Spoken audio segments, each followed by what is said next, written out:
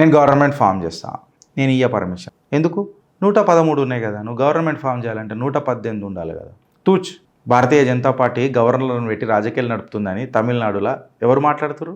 Single majority పార్టీగా అతి తక్కువ టైంలో గెలిపించిన విజయ్ జోసెఫ్ క్యాంపెయిన్లో విజయ్ ఏమని మాట్లాడిండు?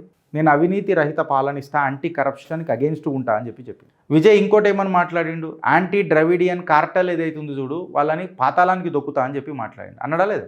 నేను డిఎంకేకి అన్నా డిఎంకేకి ఆల్టర్నేటివ్ అవుతా అని చెప్పి కొత్త తరానికి నాంది వలుకుతా అని చెప్పి దానికి ప్రజలు విజయ్కి విజయకేతనం ఎగిరేసిండ్రు. ఇప్పుడు ఇండైరెక్ట్గా డిఎంకేతో చేతులు కలిపిండని అనుకుందాం. ఎందుకంటే ఇప్పుడు కొంతమంది పార్టీలు ఉన్నారు, ఐయుఎంఎల్ ఎక్సెట్రా వాళ్ళు ఏమంటారు?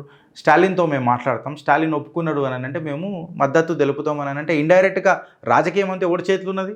స్టాలిన్ చేతులు ఉన్నది. ఫర్ ఎగ్జాంపుల్ డిఎంకే డైరెక్ట్గా విజయ్కి సపోర్ట్ చేయదు. ఏం చేస్తుంది?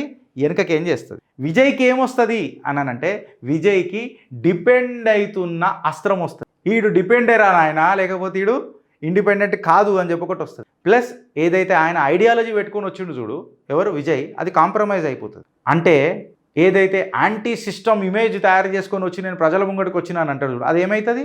పాతాళానికి పోతుంది.